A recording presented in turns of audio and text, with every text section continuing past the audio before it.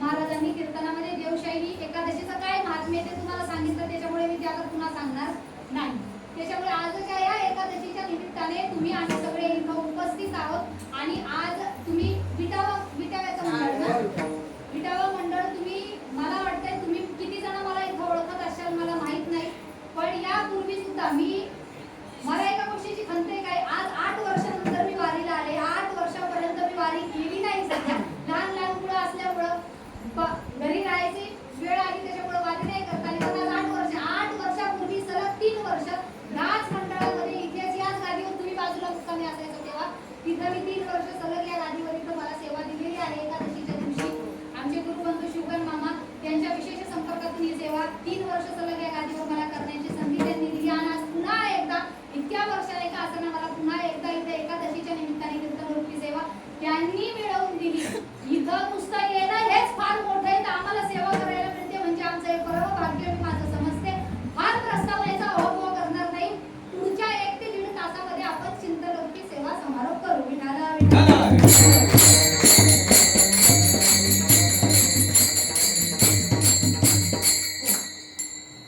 सर्वप्रथम अभंगाचा थोडक्यात भावार्थ तुमच्या समोर ठेवते. जगद्गुरु तुकोबारायांनी मगाशी सांगितलं आपण काकड्याला सुरुवात केली का सर्वप्रथम मंगलाचरण केलं जातं. त्या मंगलाचरणामधला हा 2य क्रमांकाचा अभंग आहे. काय म्हणतात महाराज, तुझं पाहता सामोरी. कोणाला पाहतात त्याचा उल्लेखच नाहीये या चरणात. तुझं पाहता सामोरी परिणाम काय झाला तुला समोर पाहण्याचा, दृष्टी न फिरे मागे. तुला पाहिलं ना आता दृष्टी काय होते, मागे फिरत नाही. इतकी दृष्टी तुझ्यावरती स्थिर झाली का आता चित्त तुझ्यापासून डळमळीत होत नाही. माझा चित्त तुझे पाया विठी पडली पंढरी राया. माझं चित्त तुझ्या पायापाशी काय झालं, स्थिर झालं. किती स्थिर झालं तर त्याच्याकरता उदाहरण देतात. 3ऱ्या चरणात तुकोबाराय म्हणतात, मोहे सरिता निराळे लवन मेळविता गळे. इतकं तुझ्याशी मी एकरूप झालो जसं पाण्यात जर मीठ टाकलं तर पाणी आणि मीठ हे वेगळं होऊ शकत नाही. मीठ त्या पाण्याशी काय झालं, एकरूप झालं. त्या पद्धतीने भगवंता मी तुझ्याशी काय झालो आहे, समरस झालो आहे. मग एवढा समरस होण्याकरता काही केलं का तुम्ही तुकोबाराय? शेवटच्या चरणात तुकोबाराय म्हणतात केलं ना. काय केलं, तुका म्हणे बळी जीव दिला पाया तळी. एवढं सगळं एकरूपता होण्याकरता आम्ही एकच साधन केलं. काय साधन केलं, आमचा जीव तुझ्या पायाशी वाहिला. हा झाला अभंगाचा थोडक्यात भावार्थ. विठाला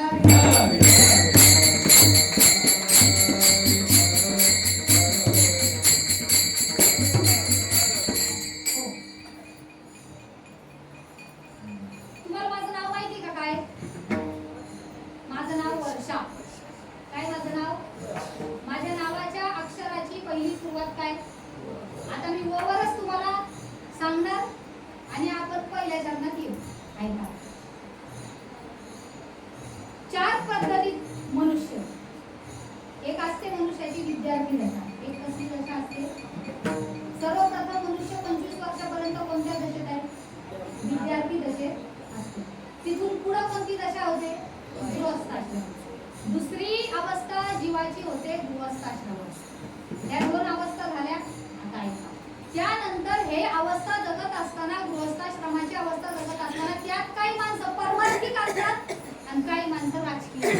ह्या पुन्हा 2 अवस्था लक्षात घ्या. काही राजकारणी, काही परमार्थिक. आता मी तुम्हाला काय सांगितलं, माझ्या नावाचं पहिलं अक्षर आहे व. त्याच्यामुळे म्हटलं आज कीर्तन व मधूनच सुरुवात करायची. आता ह्या 4ही अवस्थेमधून जीव जात असताना प्रत्येक अवस्थेमध्ये, प्रत्येक मनुष्याच्या अवस्थेमध्ये 3 व अत्यंत महत्त्वाचे आहेत.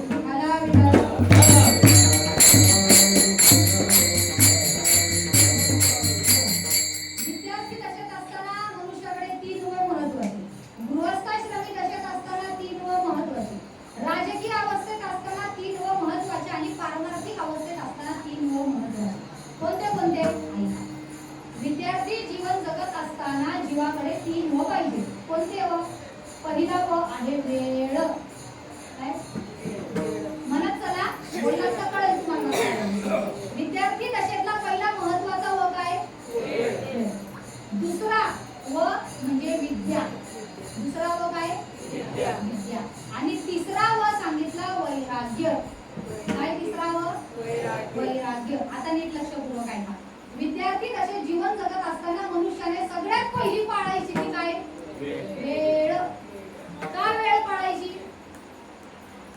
ज्यांनी वेळेचा सदुपयोग केला तोच नावारूपाला आला. ज्यांनी वेळेचा सदुपयोग केला नाही त्याचा नाव तो गेल्याच्या नंतर सुद्धा समाज घेत नाही. घडी घडीने काळ जाऊन येदी वाया चिंतू विठोबाचे पाया. काळ वाया घालवायचा नाही. विद्यार्थी तसेच असताना अजिबात वेळ वाया घालवायचा नाही. वेळ वाया घालवायचा नाही म्हणजे काय करायचं? मग फावल्या वेळात तंबाखूला चुना लावून बसायचं. आम्हाला काही लोक वेळेचा असाच सदुपयोग करताना दिसतात अलीकडच्या काळात. वेळ दिसला का रिकामा वेळ हा तुझी सुनबाईचं काय चाललंय, माझी सासू अशी, तुझी सून अशी, आपला फावला वेळ याच्यातच जातो. पण या फावल्या वेळेत काय करायचं तर दुसरा व सांगितला मी तुम्हाला. कोणता? विद्यार्थी दशेतला दुसरा व विद्या. वेळ आहे ना तर विद्या संपादन. मग ती कोणती असू शकते. तुम्ही शालेय जीवनातली करा, तुम्हाला कोणत्या कोणत्या क्षेत्रात, कोणी चित्रकलेची विद्या प्राप्त करा, कोणी हस्तकलेची करा, कोणी कीर्तनाची करा, कोणी मृदुंगाची करा, कोणी गायनाची करा, तर आणखीन कशाची करा, पण काय करा? विद्या संपादन करा. वेळेचा सदुपयोग केला कसा करायचा तर विद्यार्जन करण्याकरता. विद्यार्थी तसे जीवानी वेळ वाया घालवायचा. पण आताही तिसरा महत्त्वाचा मुद्दा सांगितला मी. तिसरा व महत्त्वाचा सांगितला कोणता? वैराग्य. वेळ आणि विद्या तेव्हाच उपयोगाला येते ज्या विद्यार्थ्याकडे वैराग्य असतं. वैराग्याशिवाय वेळ सुद्धा मिळणार नाही विद्यार्थ्याला आणि वैराग्याशिवाय विद्या सुद्धा आत्मसात होणार नाही. विद्या जर तुम्हाला संपादन करायची आहे तर विद्या जर संपादन करायची असेल तर वैराग्याशिवाय गत्यंतर नाही.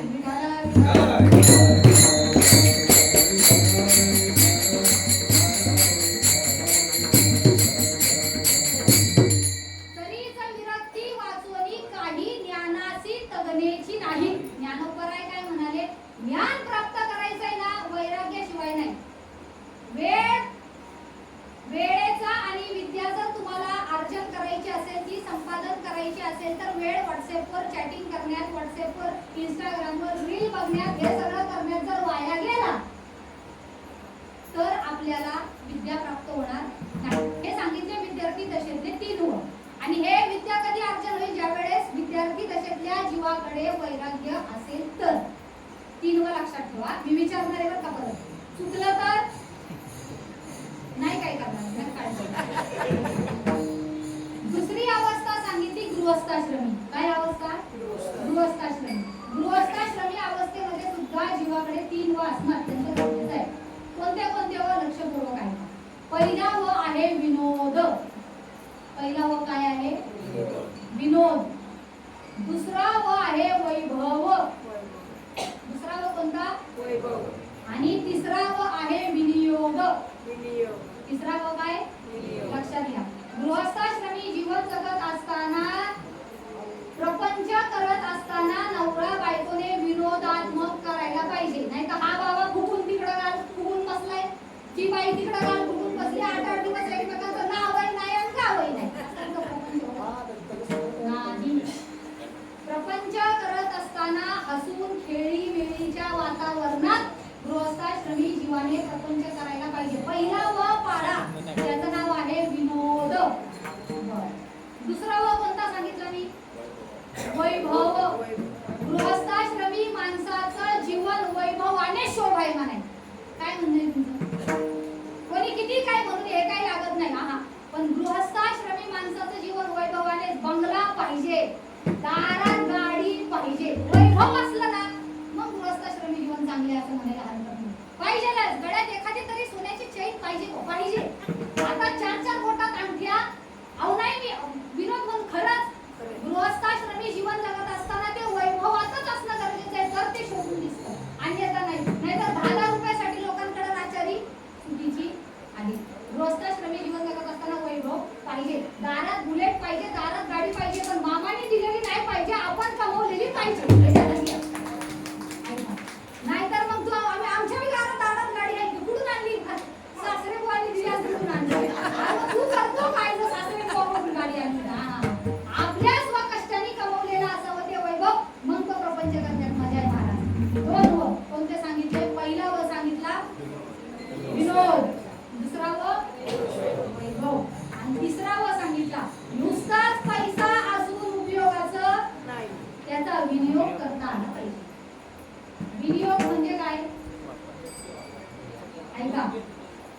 एक दिवस देव, दानव आणि मानव, एक दिवस देव, दानव आणि मानव हे गुरु बृहस्पतींकडे गेले आणि गुरु बृहस्पतींना जाऊन सांगतात की आम्हाला काहीतरी उपदेश करा, आम्हाला काय करा, काहीतरी उपदेश करा. तर बृहस्पतींनी त्यांना एक उपदेश केला. काय?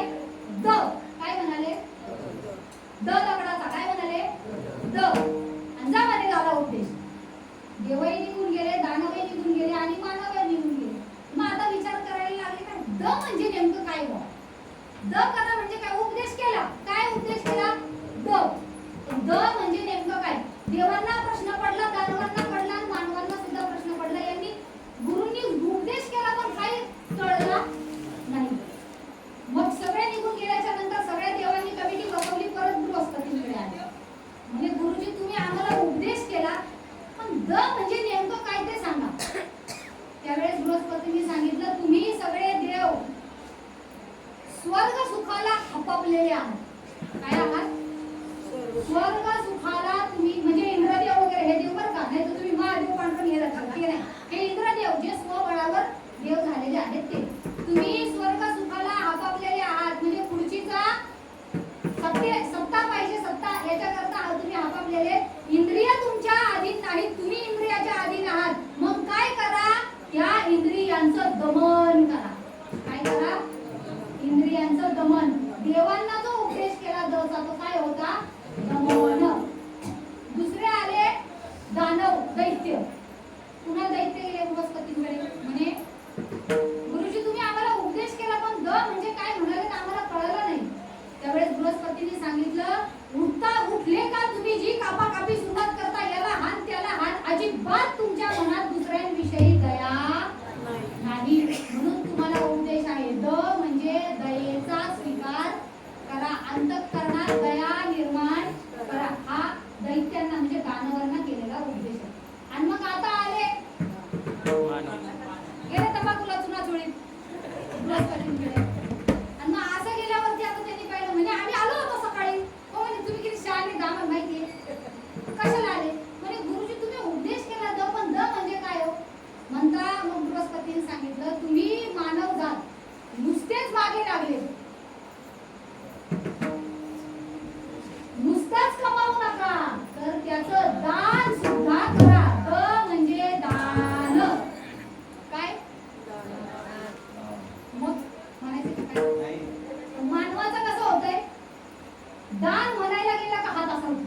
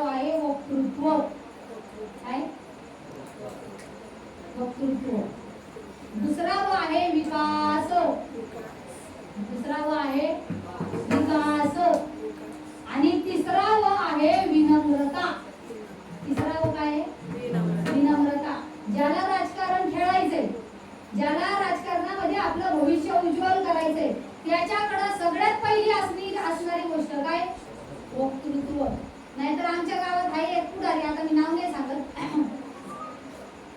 आणि मग सप्त्याचा काल्याचा दिवस महाराजांचं कीर्तन वगैरे झालं, त्यांच्या हातात माईक देण्यात आला. तुम्ही आमच्या पंचक्रोशीचं सगळं नेतृत्व आहे महाराज तुमच्याकडं. महाराजांचा आभार वगैरे व्यक्त करा. हे खरी झाले म्हणून सांगते. महाराजांनी आपल्या पुढाऱ्याने मस्तपैकी माईक आपल्या हातात घेतला, फार छान सांगितलं, वा आज आमच्या इथे अखंड हरिनाम सप्ताह 7 दिवसाचा पार पडला. उत्कृष्ट अशी काल्याची सेवा झाली. आणि महाराजांनी दिलेल्या त्यांच्या अमूल्य वेळेबद्दल मी महाराजांना भावपूर्ण श्रद्धांजली अर्पण करते. आता काय बोलायला पाहिजे वास्तव? महाराजांचे आभार व्यक्त. तो काय बोलून केला? भावपूर्ण. म्हणजे ज्याला राजकारणात मोठं व्हायचंय ना, त्याचं वक्तृत्व एकच नंबर. तुम्ही बघा, काही आता आपले पुढारी आहेत, नुसतं ऐकलं ना, आज यांचं भाषण आहे तिकडं गाव, स्वर्गीय हिंदू हृदय सम्राट बाळासाहेब ठाकरेंचं ज्या वेळेस भाषण असायचं महाराज आपल्या दादरला, त्यावेळेस कुणालाही बोलवावं लागायचं. उभ्या महाराष्ट्रातून लोक फक्त बाळासाहेबांना ऐकायला यायचे. तुम्हाला आपल्याला सगळ्यांनाच माहिती का? माहितीये का? वक्तृत्व तसं होतं. आज त्यांच्या मागं तो त्यांचा वक्तृत्वाचा वारसा राज साहेबांनी तितक्याच पद्धतीने टिकून ठेवलेला आपल्याला दिसतो. माणसाच्या बोलण्यात वजन पाहिजे, ते विकास काय करावं लागते नंतर. पण ऐकलं ना, असं कान तृप्त झाले पाहिजे. काय पाहिजे? वक्तृत्व. स्वर्गीय अटल बिहारीजी वाजपेयी यांची सभा झाली बिहारला.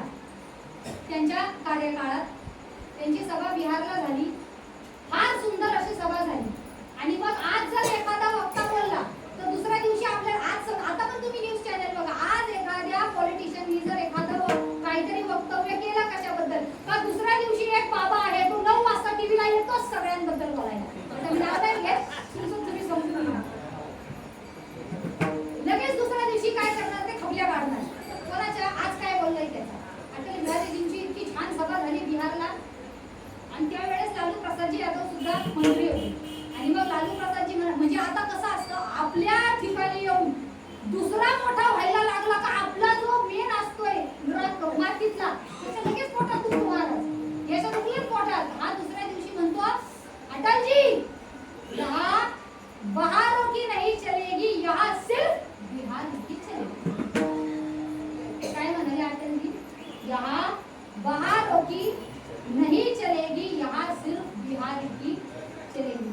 त्यावर उत्तर देताना अटलजी वाजपेयी यांनी उत्तर दिलं. अटलजी वाजपेयी म्हणाले, लालूजी आप खाली बिहारी है, हम अटल बिहारी है.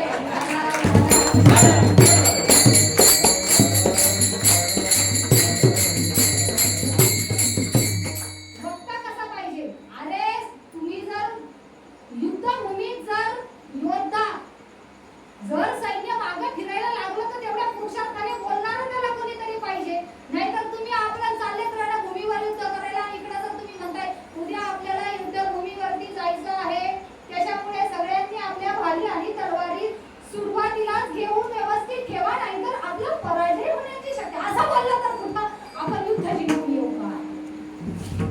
असं बोलल्यावर म्हणजे राजकीय माणसाचं वक्तृत्व तेवढ्या तोलामोलाचं असणं गरजेचं आहे. तुम्ही रणभूमीत चालले. महाराज एक प्रसंग सांगते, आठवला म्हणून सांगते, विषयात आलाय म्हणून. ज्या वेळेस तानाजी मालुसरेंची ढाल तुटली, तानाजी मालुसरेंची ढाल तुटली आणि उदयमान तानाजी राजा मालुसरेंवरती धावून आला. ज्या वेळेस ते खाली कोसळले त्यावेळेस मागा गलका उडाला की सुभेदार पडले म्हटल्याबरोबर आपलं सगळं सैन्य तसेच शस्त्र टाकून मागं पळायला लागले. मागं पळणाऱ्या सैन्यांना पाहिलं. मागं कोण होता? संताजी. संताजींनी पळणाऱ्या सैन्याला पाहिलं आणि संताजी म्हणाले, अरे अशा बांगड्या भरा म्हणे हातात. हा खैबर खिंड ओलांडून आले नाही तर आपल्या छातीवर नाचतात, आपली मायभूमी हे पायाखाली तुडवतायत आणि तुम्ही काय करताय? युद्ध करून मारायचं असेल तर रणभूमीला पाड दाखवून मरू नका. मग पुन्हा सैन्य आलं आणि सगळ्या राजपुतांची शेवटी कोंढाणा आपल्या ताब्यात आला. म्हणजे बोलणारा कसा पाहिजे, वक्तृत्व त्याचं त्या पद्धतीचं पाहिजे, अंगात रक्त सळसळलं पाहिजे. बरं, राजकीय माणसाकडे एक वाचणं गरजेचं आहे, त्याचं नाव आहे वक्तृत्व. दुसरं सांगितलं विकास. दुसरा काय सांगितला? विकास. नुसतंच वक्तृत्व असून उपयोग काय? नाही तर आम्ही नुसत्याच ग्रामपंचायतीला अर्ज करतोय, आमच्या गावचा रस्ता नाही, आमच्या गावात पाणी नाही, आमच्या गावात हे नाही ते नाही. करू, आम्ही आहेत ना, आम्ही तुमच्या नदीवर पूल बांधून देऊ, काही काळजी करू नका. आम्ही तुमच्या गावचा रस्ता करू. 5 वर्ष ते रस्ताच करतात आणि 5 वर्षांनी पुन्हा भीक मागायला जातात. पण रस्ता काय होत? एक गोष्ट लक्षात ठेवा, समाज आताचा सुजाण आहे, समाजाला सगळ्याची जाणीव आहे. तू आता विकास कर, नाही तर पुढच्या पंचवार्षिकला तू येतच नाही. लक्षात आलं का? विकास असणं सुद्धा गरजेचं आहे राजकीय माणसाकडे, नुसतं बोलणं गरजेचं नाही. बरं, एखाद्याकडे वक्तृत्व आहे, एखाद्याने विकासही केलाय, पण जर त्याच्याकडे विनम्रताच नाही तर पुढारी आहे ना, पुढारी ज्यावेळेस चालतो ना गाडीतून, पुढाऱ्याच्या गाडीची काच कधीच वरती नाही पाहिजे. काय म्हणणे तुमचं याच्या बाबतीत? पुढाऱ्याच्या गाडीची काच बंद नाही पाहिजे. पुढाऱ्याच्या गाडीची काच नेहमी चालूच पाहिजे. रस्त्याने जाताना जर एखादा पायी चालत असेल तर हटकून त्याच्याकडे जायचं. पुढे राम राम, कुठं चालले? चला चला, सोडतो तुम्हाला, बसा गाडी. आणि त्यांनी जर आपल्याला राम राम घातला, पुढाऱ्याने काच बंद केली का पुढारी मोबाईलच म्हणून समजा. त्याचं काय कळलं? विनम्रता पाहिजे राजकीय माणसाकडे. 3 गोष्टी मी सांगितल्या. काय? राजकारणी माणसाकडे वक्तृत्व पाहिजे, राजकारणी माणसाकडे विकास पाहिजे आणि राजकारणी माणसाकडे विनम्रता पाहिजे. आता तुम्ही म्हणशाल की लयच काय काय सांगायला लागली, आपण कुठं चाललाय, ही बाई कुठं चालली, काळजी नका करू नका. तीन अवस्था सांगितल्या. एक आहे विद्यार्थी दशेतील अवस्था, एक आहे गृहस्थाश्रमी दशेतील अवस्था, एक आहे राजकीय अवस्था राजकीय क्षेत्रातील, आणि चौथी अवस्था आहे परमार्थिक अवस्था. आता या परमार्थिक अवस्थेमध्ये सुद्धा 3 व अत्यंत महत्त्वाचे आहेत. कोणते कोणते? व परमार्थिक अवस्थेतला पहिला व वाचन. परमार्थिक अवस्थेतला पहिला व कोणता? वाचन. दुसरा व व्रत आणि तिसरा व वारी. विठाला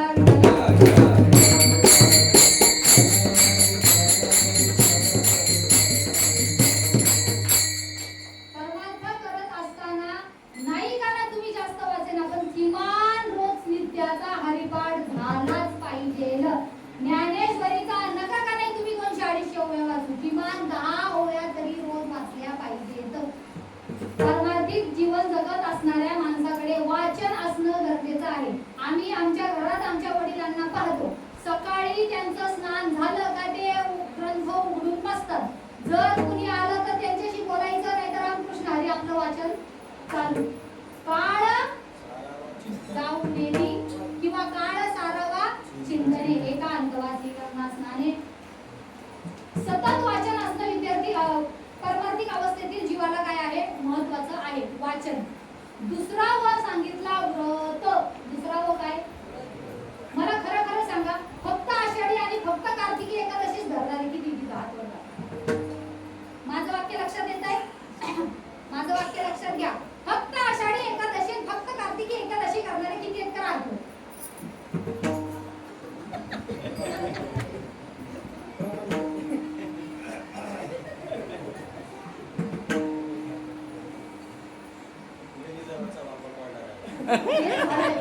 मला आता तेच तोंडात येत होतं, तितक्यात महाराज बोलले, विहीर आहे बाजूला, पण बाजूचं शेत मात्र वापशावर आलेलंच नाही. तो कोरडाच्या कोरडच आहे.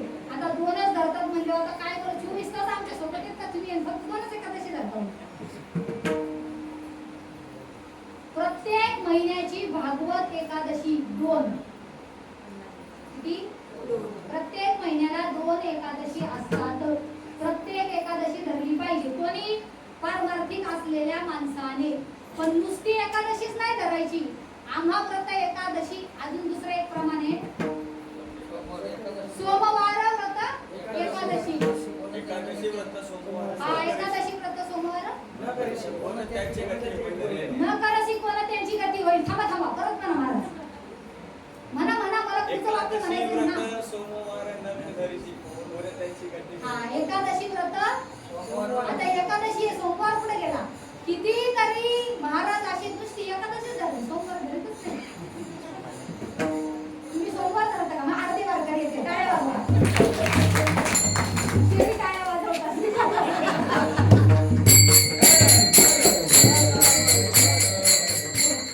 एकादशी हे बाकीचे जे तुम्ही धरता ना, मंगळवार गुरुवार शुक्रवार अजून काय काय लोक रविवारी धरतात, हे उपवास आहे, हे व्रत नाही, मान्यता नाही याला. व्रत दोनच, एकादशी आणि सोमवार, हे दोन व्रत वारकऱ्याने धरले पाहिजे. दोन व्रत, दोन व मी तुम्हाला सांगितले पारमार्थिक जीवनाचे. पहिला व आहे वाचन, दुसरा व आहे व्रत आणि तिसरा व आहे वारी. पारमार्थिक माणसाने सगळं चुकलं तरी चालेल, पण वारी चुकता कामा नये. पंढरीची वारी.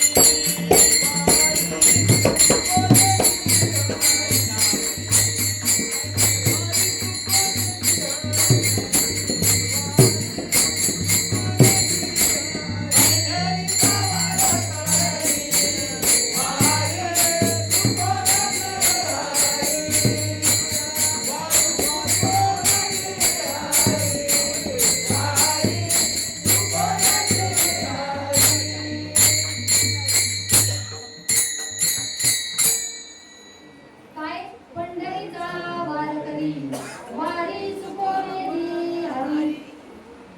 नाही तर काही लोक दशमीला येतात, एकादशीला सकाळीच प्रदक्षिणा करतात, काय इष्टी धरली का गेले घरी. हा हा असं नाही महाराज, वारी चुकवायची. आता हे मी तुम्हाला सांगते, पण मीच 8 वर्षांनी आपण त्याच्या मागची माझी काय करण्यात, माझी लेकरं लहान होती, मला त्यांना सोडणं शक्य नव्हतं, पण ते मी तुम्हाला पुढे सांगते का मी 8 वर्षांनी आले, पण 8 वर्षात मी काय काय केलं सांगणारे, काळजी नका करू, माझी कशी बाज पडते आहे का. काय महत्व आहे वारीचं, काय महत्व आहे या क्षेत्राचं, ते आपण थोडंसं जाणून घेऊ आणि आपण पुढं चलू. आपण तुम्ही आम्ही सगळे वारकरी आहोत, काही नाही करा, एकच करा, होय होय वारकरी पाहे पाहे रे पंढरी. वारकरी व्हा आणि पंढरी पहा, दुसरं काहीच करू नका जन्माला आल्याशिवाय. काय जन्माला आलेत ना, वारी केल्याशिवाय मरू नका. मामासाहेब दांडेकर म्हणायचे, मी ऐकलं एकाच्या कीर्तनात म्हणून सांगते का, वारी न करता जर एखादा मेला तर असं म्हणूच नका माणूस मेला म्हणून. जो पंढरपूरला न येता मेला त्याला माणूस मेला म्हणायचा नाही, बैल मेला म्हणायचा, बैल. कोण मेला ते पुढच्यानी सोडले ऐका. आणि काय महत्व आहे मग या क्षेत्राचं, काय महत्व आहे पंढरपूरचं आणि काय महत्व आहे त्या विठुरायाचं, ज्याच्या करता आज महाराष्ट्र नव्हे, भारत नव्हे, तर या वर्षीचाच एक अमेरिकेहून आलेला तरुण, तुम्ही पहा काय फुगड्या खेळतो, नाव मला माहित नाही त्याचं, वारी आली. हा हा, पण मी ते युट्यूबला पाहिलं, अमेरिकेहून तो तरुण आलाय आणि काय फुगड्या घालतोय. वा वा वा, म्हणजे संपूर्ण जगाला ज्यांनी, संपूर्ण जग ज्याच्या करता ओढ लागलेली आहे ती ज्ञानोबारायांच्या सोहळ्याची, पंढरीच्या वारीची, ही ओढ फक्त महाराष्ट्रापुरती, भारतापुरती मर्यादित न राहता आज ती जगाच्या पलीकडे सुद्धा, बाहेरच्या देशात सुद्धा गेलेली आहे. मग काय महत्व आहे या क्षेत्राचं ते आपण थोडंसं जाणून घेऊ. तुम्ही पंढरपूरला आलेत ना, मग पंढरपूरला आल्यावर एक गोष्ट करा, काय करा, भगवंताला कडकडून आलिंगन द्या. काय करा, भगवंताला कडकडून आलिंगन द्या. काय होतं भगवंताला आलिंगन दिल्यावर, निळा म्हणे आलिंगन देता समाधान जीव शिवा, समाधान प्राप्त होतं. कधी भगवंताला, जुने वारकरी होते ना, जुने लोक भगवंताला आलिंगन द्यायचे, महाराज मिठी मारायचे का. पण मग आता तुम्ही मला मिठी मारायला कुठं, देवाला मिठी मारायला जायचं, देवाला मिठी मारायलावरती याच्यावर चढावं लागल वरती, त्याच्यावर चढलं का ते उठवून बाजूला जय विजय उभे तसे जागावर पाठवते. आता देवाला आलिंगन देणं अशक्य आहे. नाही देवाला आलिंगन देता येते ना, मग एक काम करा, भगवान परमात्म्याची पूजा करा. भगवान पंढरीश पांडुरंगाची काय करा, पूजा करा. पूजेत काय फळ आहे, तुझा का विठोबासी वैकुंठवासी ते होती, वैकुंठवासी होती म्हणजे तसे नाही, तुम्ही म्हणशाल विठ्ठलाची पूजा केल्यावर आम्ही वैकुंठ, कसे वैकुंठवासी नाही, त्यांना वैकुंठाची दारं मोकळी होतात. देवाची पूजा करायची, देवाच्या 3 पूजा आहेत लक्षात घ्या. एक आहे देवाची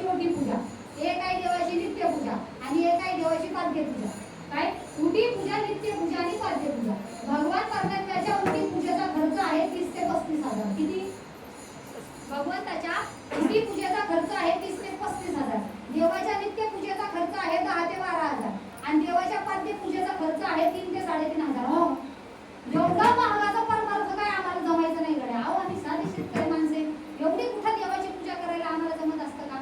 नाही जमत ना देवाची पूजा करायला, मग काय हरकत नाही. मग एक काम करा, दोन्हीही हात भगवंताच्या चरणावर ठेवा, हे मस्तक भगवंताच्या चरणावर ठेवा आणि भगवंताच्या चरणाचं दर्शन घ्या. काय भगवान परमात्मा, आताही भगवान परमात्म्याचं चरण दर्शन झाले. उभ्या भारतात देवाला स्पर्श करून दर्शन कुठंच नाही, फक्त पंढरपूर. तुम्ही कुठेही जा, कोणत्याही तीर्थक्षेत्राला जा, द्वारकेला जा, अयोध्येला जा, कुठेही जा, कोणत्याच देवाला स्पर्श करून देवाच्या चरणाला दर्शन नाही. एकमेव स्पर्श करून दर्शन फक्त आपल्या पंढरपुरात आहे, दुसरीकडे कुठे नाही. दोन्ही हात ठेवून भगवंताच्या चरणाचं दर्शन घ्या. मग काय आहे भगवंताच्या चरणात, काय आहे भगवंताच्या चरणामध्ये? तर आपण काकड्यात म्हणतो काय, आता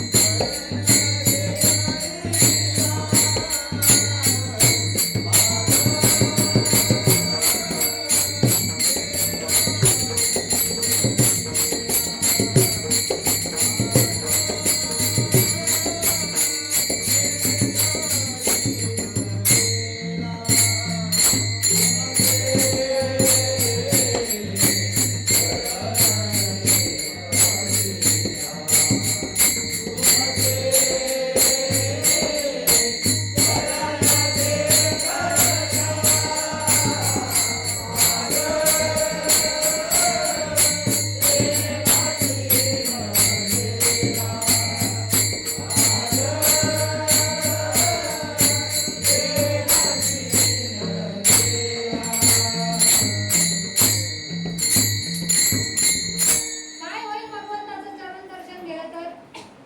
आता मोठे झाले मन तुमचे चरण देखलिया, भाग गेला क्षीण गेला अवघा झाला आनंद.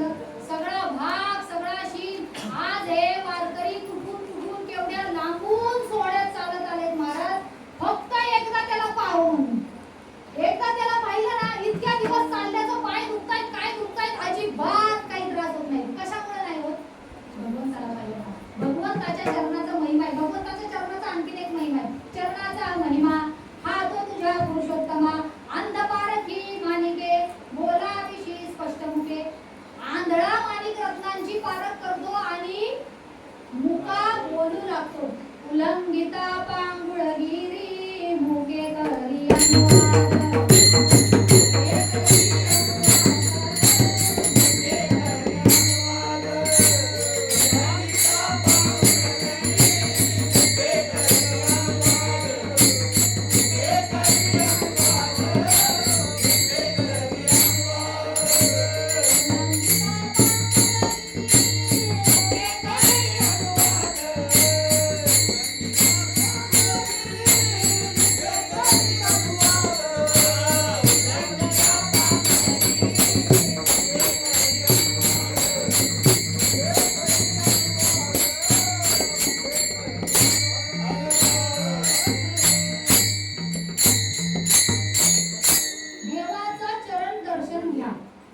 देवाचं चरण दर्शन घ्या म्हणताय, गर्दी पाहिजे का गर्दी? हा, देवाचं चरण दर्शन घेणं सोपं आहे का? देवाच्या चरणापर्यंत हात जातो नाही का? इकडून ते बोलले हा निघा, चला पुढं, थांबू नका माऊली, पुढं व्हा, थांबू नका. आणि ते देव हातात जात नाही देवाच्या चरणापर्यंत, कुठं देवाचं चरण दर्शन घ्यायचं? नाही देवाचं चरण दर्शन घेणं आम्हाला कठीण नाही हो, नाही जमत. अहो 36 40 तास उभं राहायला लागते, सोपं आहे का एवढं? आम्ही घरात 2 तास कधी घेतो, 2 तास फिरताना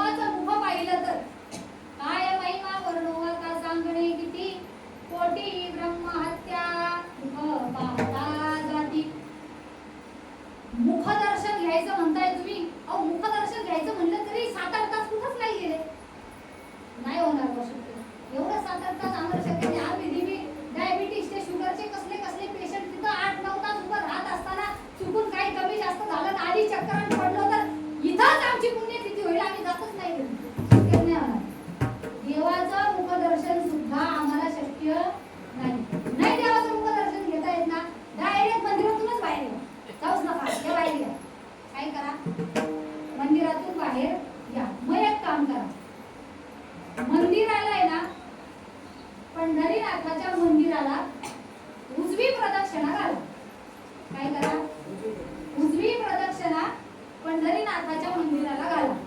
काय होईल उजवी प्रदक्षिणा केल्यावर? उजवी येता रावळासी जळती पातकांच्या राशी.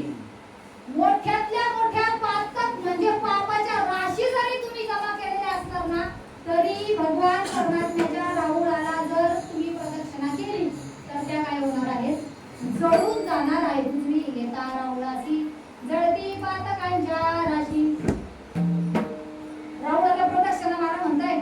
गर्दी पाहिली का? गर्दी इथं माणूस उभा राहिला का त्याला चालायलाच नको. तो प्रदक्षिणा करता करता दुसऱ्याच गल्लीत कधी निघून जाईल चालणं शक्य आहे का? अहो चालता चालता पाय मोडून काय होईल काय सांगता येत नाही. आम्हाला शक्यच नाही महाराज. एवढ्या गर्दीत आम्ही चालू शकत नाही. पूर्ण प्रदक्षिणा नाही करू शकणार ना, अर्धी तरी करा. अर्धी म्हणजे नेमकी किती करायची? उजव्या हाताकडून निघायचं मंदिर म्हणजे आपल्या उजव्या हाताकडून निघायचं. मंदिर आपल्या उजव्या हाताला आलं पाहिजे अशा पद्धतीने निघायचं. मंदिराच्या फक्त मागं जायचं. कुठं जायचं? रावळाच्या मागं जायचं आणि काहीच नाही करायचं. फक्त रावळाची मागची पाठ पाहायची. रावळाची काय पाहायची? पाठ पाहायची. काय आहे रावळाच्या पाठ पाहण्याचं पुण्य? पाहता रावळाची पाठ तीर्थे घडती 360. 360 तीर्थ केल्याचं पुण्य भगवान परमात्म्याच्या मंदिराची फक्त पाठ पाहिली तर आपल्या पदरात पडतं.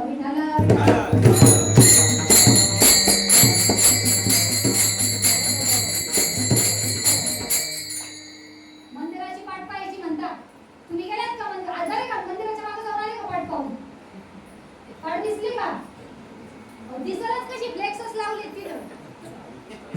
लाडू दिसतात, कुकावाल्यांचे व्यवसाय दिसतात सगळे लावलेले.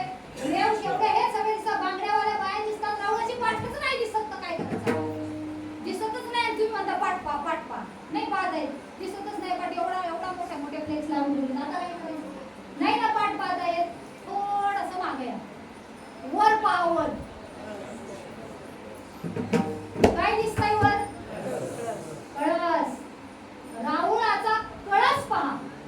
काय आहे रावळाच्या कळस पाहण्याचं महत्व महाराज? तुकोबराय म्हणतात. तुका म्हणे मोक्ष देखिल्या कळस तात्काळ नाश अहंकाराचा. मोक्षाची प्राप्ती होईल तुम्हाला. काय? काहीच नका करू, फक्त रावळाच्या कळसाचं दर्शन घ्या. रावळाच्या कळसाचं दर्शन घ्यायचं. बिल्डिंग ही पाहिजे का बाजूने किती मोठ्याला जावं? काहीच दिसत नाही. रावळाचा कळस दिसत नाही. काहीच दिसत नाही. नाही दिसत. नाही दिसत. मग एक काम करा. त्या कळसावर ध्वज आहे. ध्वज. त्या कळसावर काय विराजमान आहे? ध्वज आहे. फक्त त्या रावळाचा ध्वज पहा. ध्वज काय आहे? रावळाचा ध्वज पाहण्याचं फलाची काय प्राप्ती होणार?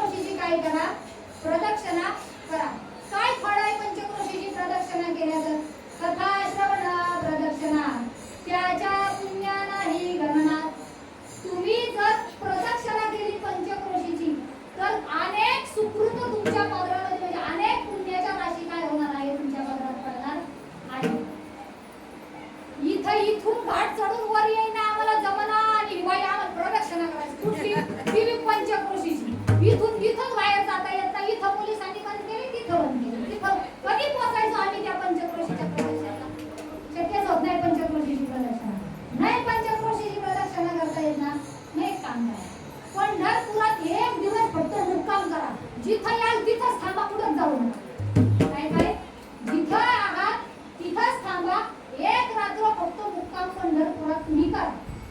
काय फळ आहे? एक रात्र मुक्काम केल्याचं पंढरपुरामध्ये सांगते आहे का विठाला विठाला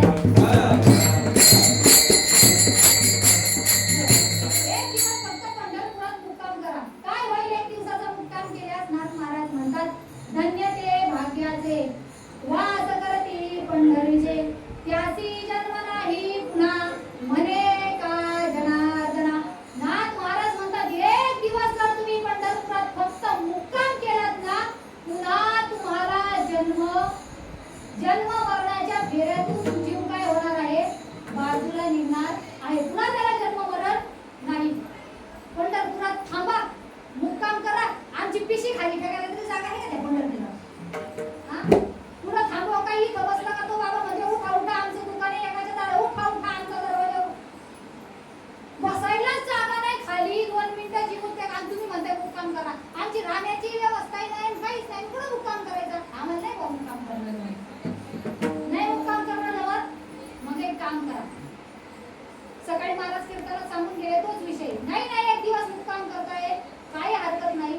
जिकडून ज्या गावावरून आले त्या गावावरून फक्त पंढरपुरात या. फक्त पंढरीच्या भूमीला तुमचा एकच पाऊल टेकवा आणि परत गाडीत बसून रिटर्न परत जा. थांबूच ना. फक्त एकच पाऊल टाका पंढरपुरात आणि लगेच निघा. काय आहे पंढरपुरात एक पाऊल टाकल्याचं महात्म्य? सकाळी काही सांगून गेले आपल्याला कीर्तनात. वाराणसी तीर्थक्षेत्राची 1 महिना वारी केल्याचं पुण्य गोदावरीच्या एकाच नामात आहे. काय वाराणसी पूर्ण महिन्याचं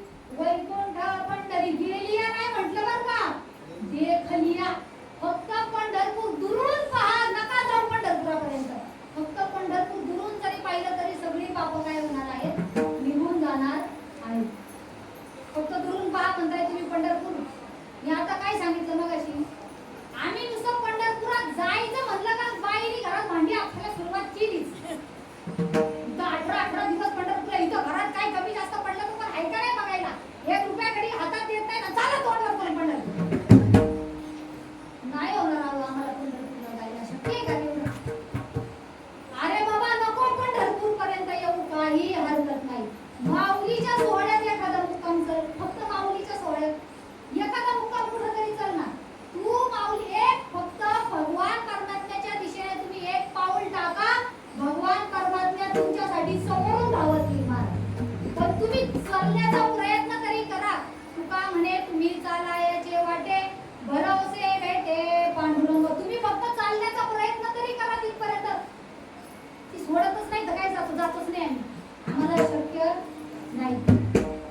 नाही ना चालता येत तुम्हाला दिंडीत 1 दिवस 2 दिवस, मग एक काम करा. आपल्या गावातून दिंड्या निघतात ना, आपल्या गावातून गावागावातून पंढरपूरला जाण्याकरता दिंड्या निघतात ना, जे वारकरी पंढरपूर करता निघाले आहेत ना, जे वारकरी पंढरपूर करता निघालेले आहेत ना, त्यांना फक्त वाट लावायला जा. म्हणजे त्यांची वळवण करायला जा. नमो तीर्थपंथे चालती कयासी येती वळवित त्यांची नमो.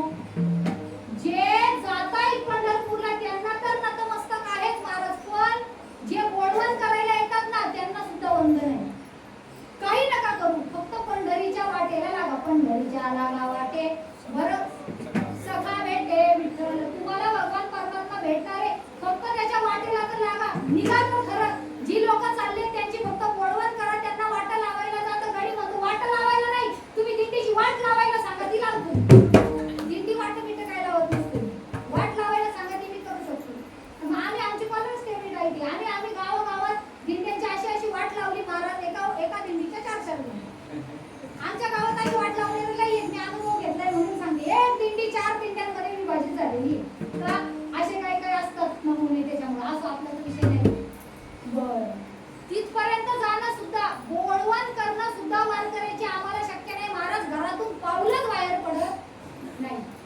घरातून बाहेर निघायचं ना, जिथं आहात तिथंच थांबा. फक्त वाचेनी म्हणा काय पंढरी पंढरी पंढरी. काय होईल?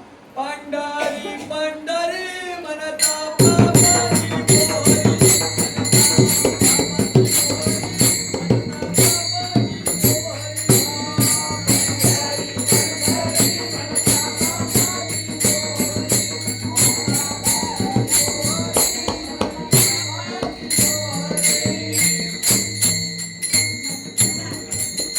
पंढरी पंढरी म्हणता पापाची मोहरी. पाप तात्काळ क्षणात नश्वर आहे. काय फक्त वाचेनी म्हणा. कायनी नाही करता येते ना, नाही दिंडीला जाता येत, नाही पंढरपूर पर्यंत पोहोचता येत, फक्त वाचेनी जागेवर बसल्या बसल्या म्हणा पंढरी पंढरी पंढरी म्हणता पापाची मोहरी. पापांचा तात्काळ नाश आहे महाराज. वाचेनी पंढरी पंढरी म्हणा असं म्हणताय. अहो पण वाचा प्रपंचाला इतकी रग झाली, दुसरंच काहीतरी वाचन येतंय, पण पंढरी पंढरी काय वाचन नाही. पप्प्याच्या बापाचं तरी नाव तोंडात येतंय, नाही तर पप्प्याच्या आईचंच नाव सारखं सारखं येते, पण पंढरी काय तोंडात येत नाही. वाचनी पण बोलता येत नाही का पंढरी पंढरी. मग आता सगळं सोडून द्या. शेवटचं सांगते एवढं करा. काय करा? जिथं आहात ना तिथं फक्त डोळे मिटा. मिटा डोळे. डोळे मिटा डोळे. अहो मी डोळे उघडे ठेवले, दिसतंय मला तुमचे डोळे बंद नाही. डोळे मिटा. मी सांगते ते करा. मिटा डोळे. मिटले का? झोप नका बघा. नाहीतर म्हणतात ताईंनी सांगितलं झोपा काढा. झोपा काढा नाही म्हटलं, डोळे मिटा म्हटलं, उघडा म्हटलं, लगेच उघडायचं. काही करायचं नाही. फक्त पंढरपुराचं ध्यान करा. ध्यान जिथं आहात ना तिथं बसून फक्त पंढरीचं ध्यान करा. करायचं का पंढरीचं ध्यान? मिटले का डोळे? आले का पंढरपुरात? हो म्हणा हो, म्हणजे मला कळलं तुम्ही आहेत. नाहीतर लयाच गेला असं वाटलं मला. आले का पंढरपुरात? डोळे बंद करून म्हणा. पंढरीचं ध्यान करायचं आपल्याला. डोळे बंद करा. आले का पंढरपुरात? चला चंद्रभागेवर. गेले का चंद्रभागेवर? आंघोळ केली का? कपडे परिधान केले का? पुंडलिकरायाचं दर्शन घ्या. घेतलं का पुंडलिकरायाचं दर्शन? चला वरती. घाटाघाटानी वर चढा. धोंडोपंत महाराज दादांची समाधी आहे, समाधीचं दर्शन घ्या. घेतलं का धोंडोपंत दादाच्या समाधीचं दर्शन? चला पुढं उजव्या हाताला तुकोबारायांचं मंदिर आहे, घ्या दर्शन. घेतलं का दर्शन? चला पुढं डाव्या हाताला चोख महाराज आहे, घ्या दर्शन. घेतलं का? चला पुढं वेलची महादेव आहे, घ्या दर्शन. घेतलं का? चला पुढं बंकट स्वामी महाराजांचं मंदिर आहे, दर्शन घ्या. घेतलं का? अहो आवाज डोळे बंद करा. कुठं आले मी? बंकट स्वामी महाराजांचं दर्शन घ्या. घेतलं का दर्शन? घेतलं का? चला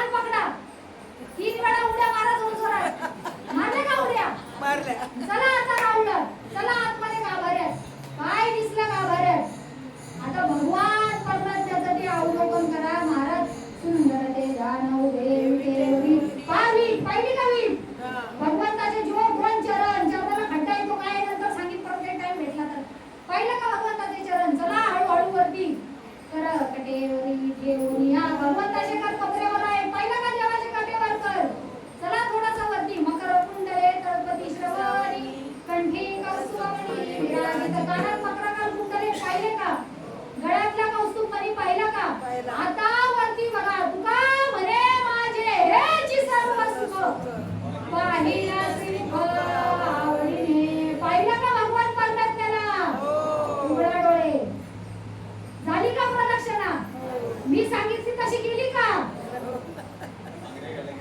बांगड्याच घेतल्या घोंगड्याच घेतल्या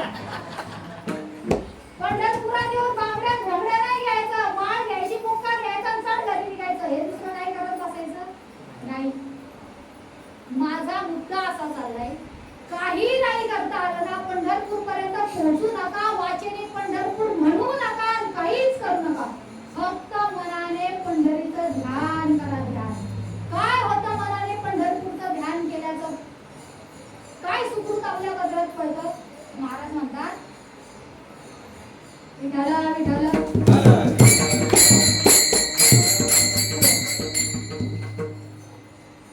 आयसी पंढरी म्हणजे ध्याती त्यासी तिही जगती गती अवघेची तीर्थे ते जाती तीर्थे वंदिती तयासी जो वारकरी पंढरपूरचं फक्त ध्यान करतो ना असा ध्यान करणारा वारकरी तुम्ही पंढरपूर सोडून दुसऱ्या कोणत्याही तीर्थक्षेत्राला जा कोणत्याही देवाचं दर्शन घ्या ते तीर्थक्षेत्र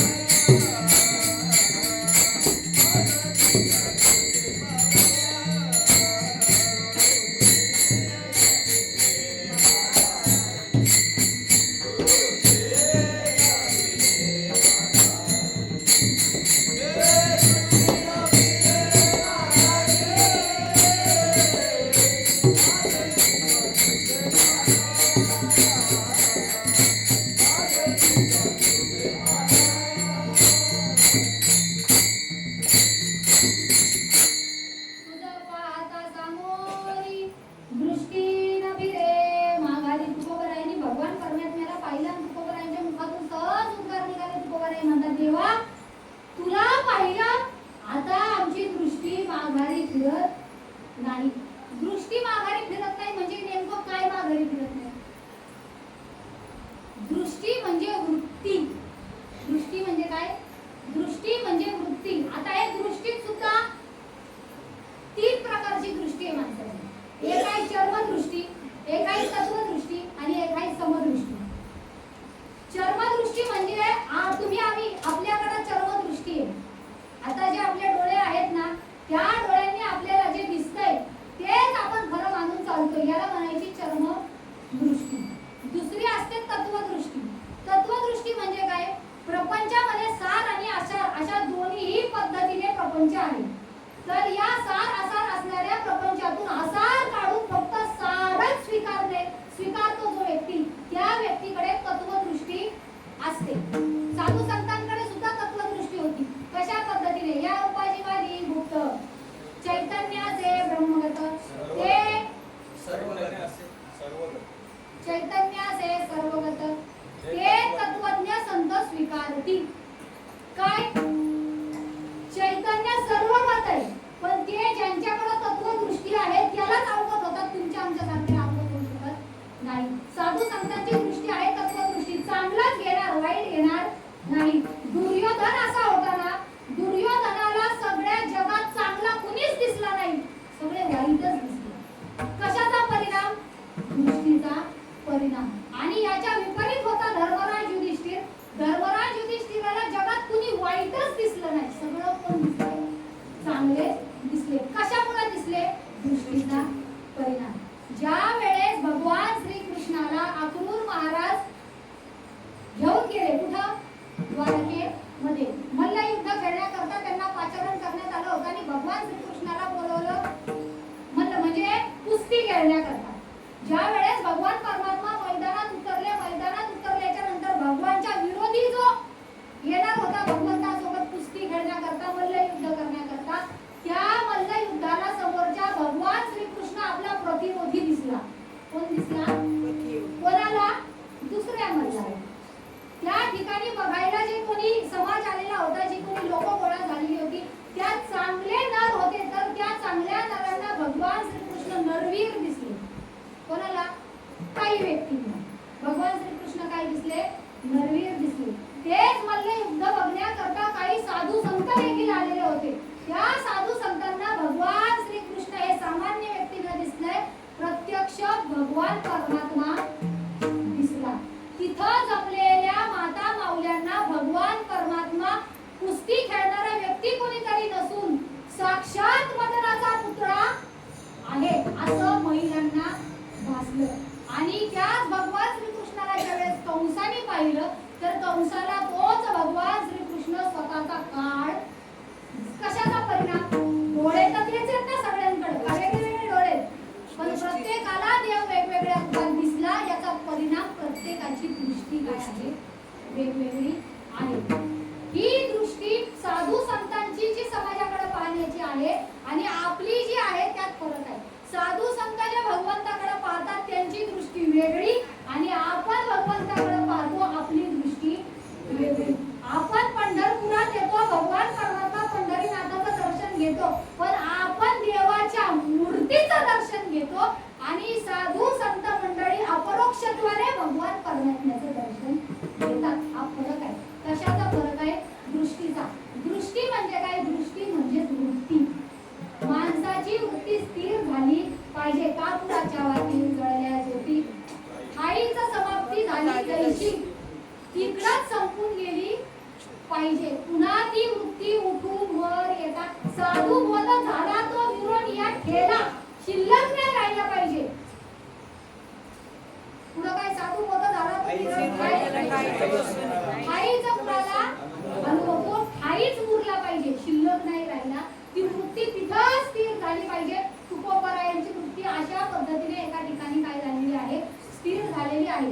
एक गोष्ट लक्षात घ्या, दृष्टी आवडीचा विषय असला का स्थिर होते, अनावडीच्या विषयात दृष्टी स्थिर होत, हे पण फार महत्त्वाचं आहे. आपल्याला ज्या विषयाची आवड आहे ना, एखाद्या विषयाची आवड असली का आपली दृष्टी तिथं स्थिर होणार. काय झालं? एक व्यक्ती होता, त्याला सिनेमा नट्या फार आवडायच्या. तिला सिनेमातल्या नट्या फार आवडायच्या. अशाच 2-3 नट्यांचे फोटो त्यांनी आपल्या काय केले होते, घरात असे लावले फोटो. आणि मग एक दिवस चहाच्या टेबलवर चहा प्यायला बसल्या मंडळीला आवाज दिला, म्हणजे चहा घेऊन ये ग. ती चहा घेऊन येईपर्यंत हा तिथं पाहायला लागला काय त्या नट्यांचं ते फोटो पाहायला लागला. आणि ते पाहता पाहता त्यात एवढा एकरूप झाला का तिथंच बघत बसला. ही चहा घेऊन हातात उभी आहे. 2 वेळा हिने इकडून आवाज दिला, अहो धरा चहा. हा पाहतोय कुठं, पाहतोय कुठं? बरं, जिच्याकडे पाहतोय ती खरी आहे का सध्या? पाहतोय काय नुसता फोटो पाहिला तरी बायकांना प्रॉब्लेम आहे का? अवघड विषय आहे. नुसता पाहत बसला तिथं हिचा एवढा गडबडाट झाला ना, हात कशीच कपाशी घ्या. चहाची कपाशी फाडकन आवाज आला का हा भानावर आला. काय झालं?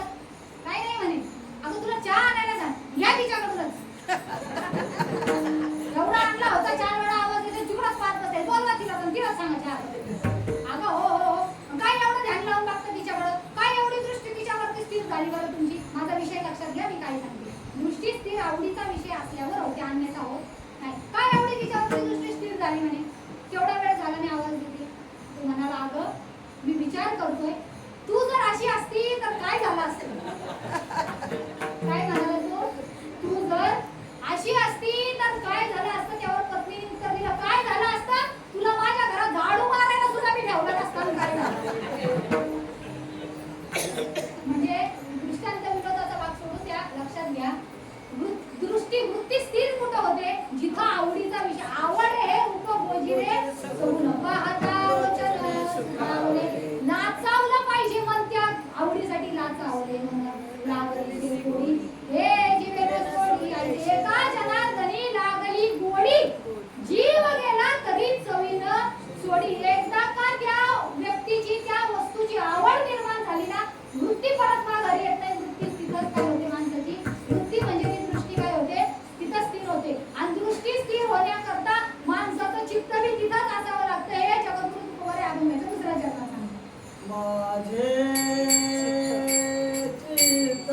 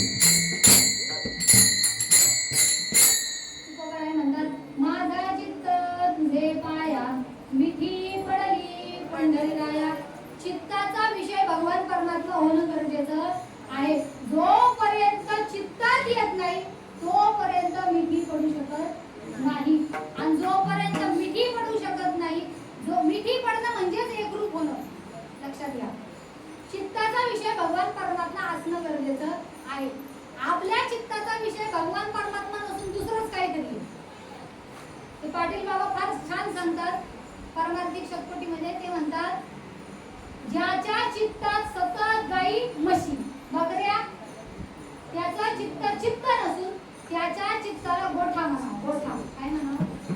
गोठा.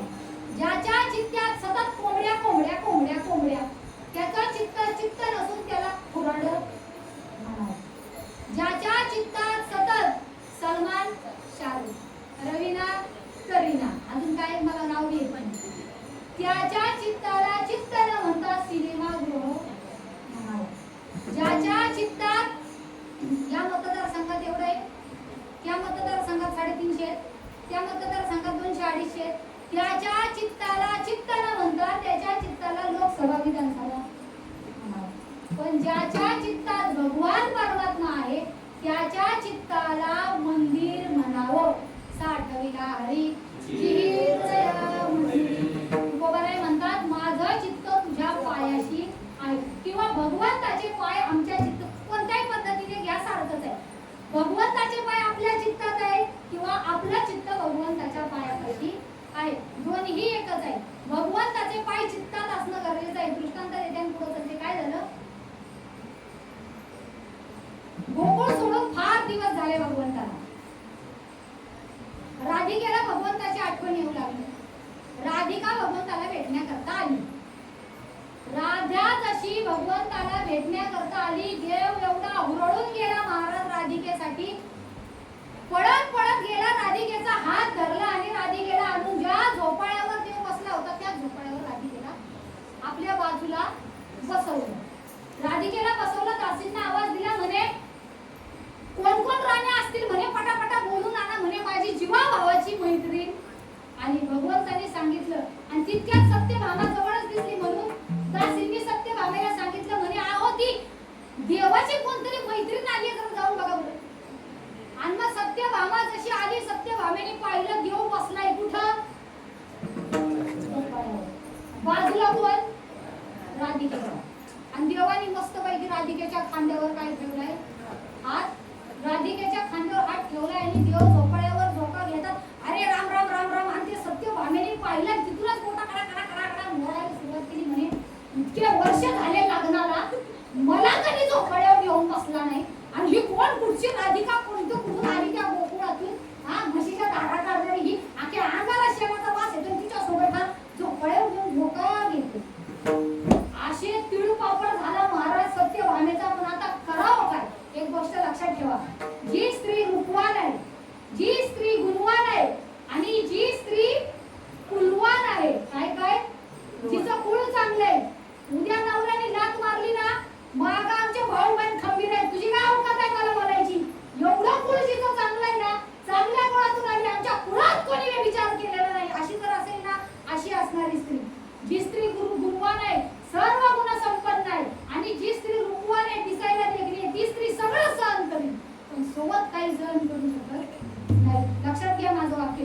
या तीनही बाजूतून एखादी बाजू जर पडती असली ना, मग ती स्त्री सोबत सहन करते, पण तीनही गुणांनी युक्त असणारी स्त्रीला परस्त्री सहन होत नाही. आणि जो तिळू पापड झाला महाराज सत्यभामेला. पण आता देवाच्या पुढे काय बोलायचं.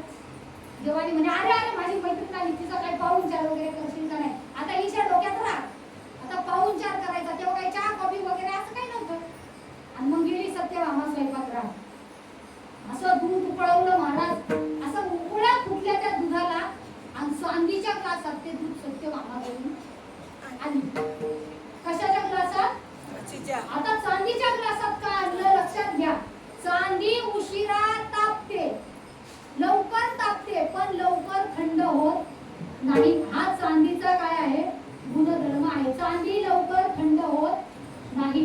एक तर उकळतो दूध, उकळ्या फुटतायत त्या दुधाला, आणि ते दूध सत्यभामेने त्या चांदीच्या ग्लासात कपड्यात धरलं आणि आणून राधिकेच्या हातात दिलं. आता राधिकेने दुधाचा ग्लास हातात घेतला आणि राधिका खटखट खटखट खटखट खटखट राधिका दूध पिऊन मोकळी झाली. सगळा पाहुणचार झाला, राधिका गेली पुन्हा गोकुळाला निघून. संध्याकाळ झाली, भगवान श्रीकृष्ण त्यांच्या शेजेवरती पहुडले आणि सत्यभामा आली. नित्यक्रम होता तिचा, देवाचे पाय चेपून देणे. कोणाचा नित्यक्रम, सत्यभामेचा नित्यक्रम. आली आणि देवाचे पाय आपल्या मांडीवर घेतली आणि पाय चेपायला हात लावले, तर हे भले मोठाले देवाच्या पायाला लागले.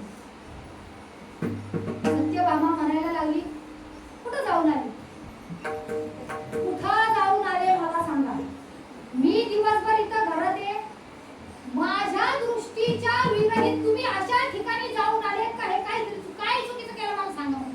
देव म्हणायला लागले, मी काही चुकीचं केलं नाही बाई, सगळ्या तुझ्या मेहनतीचा परिणाम आहे. आता सत्यभामेला टेन्शन आलं नाही, माझ्या मेहनतीचा परिणाम, मी काय केलं म्हणे तू राधिकेला दूध दिलं ना सकाळी, म्हणे हो दिलं ना. बिचारी ती माझी राधिका गटागटा दूध पिली, पण ते एवढं उकळतं दूध होतं, ती पिऊन घेतलं त्या राधिकेने. पण एक गोष्ट ध्यानात धर, त्या राधिकेच्या चित्तात सदैव माझे पाय आहेत,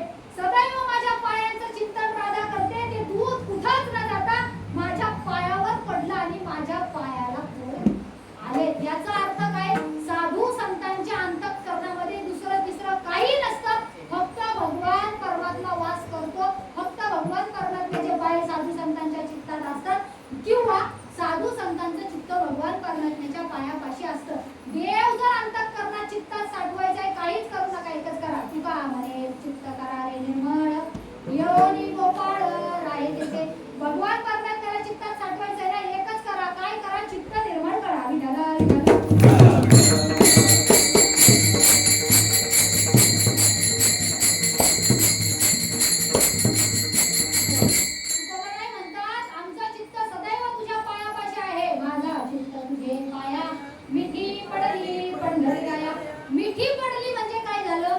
मिठी पडली म्हणजे मी तुझ्याशी समरस झालो, तुझ्याशी एकरूप झालो.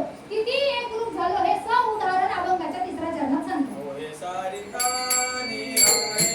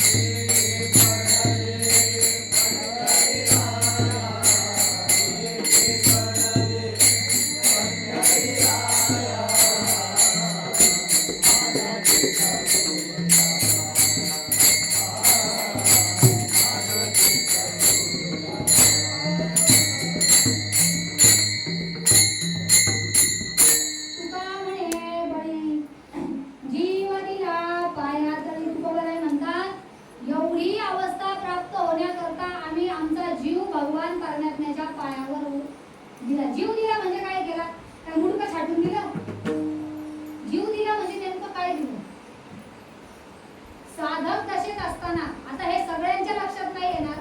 जो साधक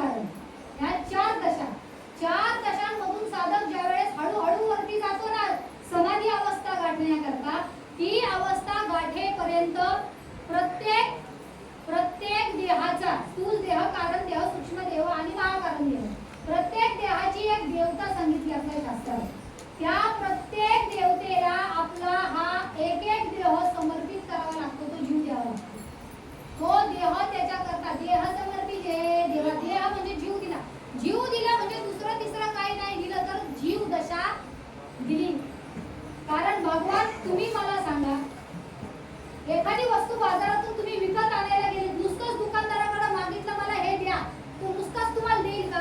त्याच्या बदल्यात काहीतरी घेतो ना ते. तुम्हाला मोक्ष पद मिळवून द्यायचंय, तुम्हाला वैकुंठ पदाची प्राप्ती करून द्यायची, तुम्हाला मुक्ती हवी आहे, तुम्हाला स्वतःमध्ये सामावून घ्यायचंय. एवढं जर भगवंताला तुमच्यासाठी करायचं असेल तर तो काहीतरी घेईल ना, घेतल्यापासून कसा देईल? हे रवी देवाची कथा कोण थोरला देवला सुद्धा पूर्ण आणि तोही न भेटे प्राण घेतल्या वाचून. नाथ महाराज म्हणतात थोरला देव म्हणजे मोठा देव. थोरला का म्हटलं? थोरला म्हणजे मुख्य देवता, नाही तर बाकीची देव आहेत शेंदरी हेंदरी देव, ती नाही बरं का, मोसोबा चेडोबा हे नाही, ही देवता नाही. आपली मुख्य देवता ती जर तुम्हाला स्वतःच जर एकरूप करून घेणार असेल तर तिला तुमच्याकडून काहीतरी अपेक्षित आहे. काय अपेक्षित आहे? तुमची जीव दशा द्या, तुमचं सर्वस्व त्याच्याकरता काय करा, तुम्ही अर्पण करा. तुमचा सगळा अहंकार, ममता, प्रेम सगळं सोडा, पण कुठं? भगवान परमात्म्याच्या पायावर सोडा. काय होतं माहितीये का? जीवाला, मनुष्याला हेच कळत नाही का समोरच्या माणसाने जीव नेमका दिलाय कशासाठी?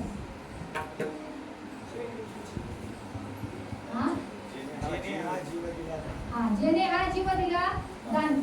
मनुष्याला आहे ना, आपण जीव कशा करता देतोय हेच कळत नाही. कीर्तनाला उभं राहिलं ना, कीर्तन चांगलं का होईना, की कीर्तन झाल्यावर काय म्हणणार, नाही ते सगळं चांगलं झालं पण स्वर नव्हता. ज्याचा स्वर चांगला असेल, सगळं मापात असेल आणि ते नुसतंच गाणं गाऊन काय उपयोग आहे? काही सांगताच आलं नाही. मला काय सांगायचंय थोडं माझं नीट लक्षपूर्वक ऐका. समोरचा माणूस जीव देतोय कशा करता? अरे त्याला गाता येत नाही, त्याला वाजवता येत नाही, त्याला कीर्तन करता येत नाही, पण तो माणूस म्हणून तरी चांगला आहे ना, त्या दृष्टिकोनातून तरी त्याच्याकडे बघा. आणि नुसतं चांगलं असून उपयोग काय? अख्खा जग चुना लावून जाते, काय उपयोग त्याचा? म्हणजे ही माणसाची अवस्था. माणूस घोड्यावरही बसू देत नाही आणि काही चालू देत नाही, आणि सगळं चांगलं काय? एवढं सगळी विद्वत्ता असून उपयोग काय? त्याला कुठं जागाच भेटत नाही काय करायला, तर नुसतंच विद्वत्ता, नुसतंच ज्ञान घेतलंय त्याचा म्हणजे समाज हे बोलत राहतो. पण हे लक्षात घ्या, त्या व्यक्तीने जीव नेमका दिलाय कशा करता? तुका म्हणे बळी. आता हे महाराज इतकं उत्कृष्ट पक्वान वाजवतात. का वाजवतात माहितीये का? त्यांचा जीव त्यांनी घातला ती साधना प्राप्त करण्याकरता. त्यांचा जीव, त्यांच्या जीवाचा बळी त्यांनी त्या साधनेकरता दिलाय, म्हणून ते त्याच्याशी समरस आहेत. महाराज इतकं उत्कृष्ट गातात. का गातात? त्यांनी त्यांचा जीव त्या गायना करता दिला, त्यांची ती दशा त्यांनी त्या गायनाच्या चरणावर समर्पित केली त्या विद्येच्या, म्हणून त्यांचा कंठ इतका सुंदर आहे. म्हणजे हे सगळं तुम्ही लक्षात घ्या. माणूस काय करतोय? एखाद्याने जीव गायनातही दिला नसेल, वाजवण्यातही दिला नसेल, पण चिंतनात तर दिलाय ना, त्याच्याकडे लक्ष द्या. काय कुठं कमी पडते ते बघू नका, काय करतोय ते महत्वाचं आहे. तुकोबाराय काय करतात ते महत्वाचं नाही. तुकोबारायांनी जीव दिला, कुठं दिला? भगवंताच्या चरणापाशी तुकोबारायांनी आपला जीव दिला. म्हणजे त्यांची जीवदशा, त्यांचा समर्पण, त्यांचा राग, द्वेष, प्रेम जे काही होतं ते समाजावर न दाखवता एकमेव भगवान परमात्म्याच्या पायापाशी काय केलेलं आहे? त्यांनी वाहिलेलं आहे. आणि इतकं समर्पण झाल्याच्या नंतर मग दृष्टीनं फिरे माघारी. ज्या भगवान परमात्म्याला पाहिल्यावर तुकोबारायांची दृष्टी माघारी फिरत नाही ना, त्या भगवंताचं एकदा भजन करावे ठाऊका.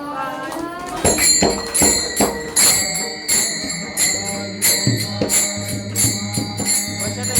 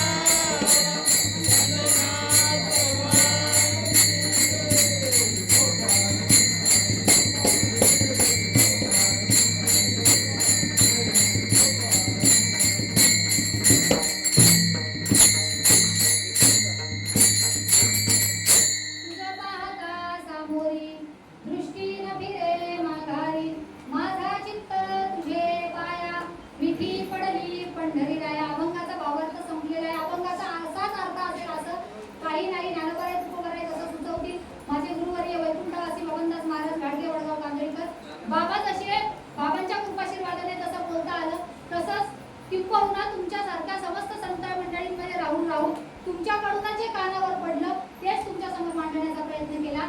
अभंगाच्या बोलण्याच्या ओघामध्ये जर एखादं अपवाक्य माझ्या मुखातून मधलं गेलं असेल तर तो माझ्या बुद्धीचा माझ्या वाणीचा दोष समजावा. जे काही चांगलं असेल ते ज्ञानोबाराय तुकोबारायांचं आहे, माझ्या गुरुजींचं आहे, माझ्या आई वडिलांचं आहे, तुमच्यासारख्या समस्त संत मंडळींचं आहे. तुमच्याच चरणावरती आजची माझी झालेली सेवा समर्पित कीर्तनाला आता उपस्थित इथं जेवढे काही तुम्ही श्रोतृ वर्ग आहात, टाळकरी आहेत, माळकरी आहेत, विनेकरी आहेत, त्याच्यानंतर श्रोतृ वर्ग आहे, मंडपाच्या बाहेर देखील अनेक जण उभे आहेत. सगळ्यांचे मी एकदा आभार मानते इथं मला बोलण्याची संधी उपलब्ध करून दिली. कारण जेवढं पुण्य माझ्या पदरात आता पडलं असेल त्याच्यापेक्षा दुपटीने तुम्हाला मिळालं. कारण ती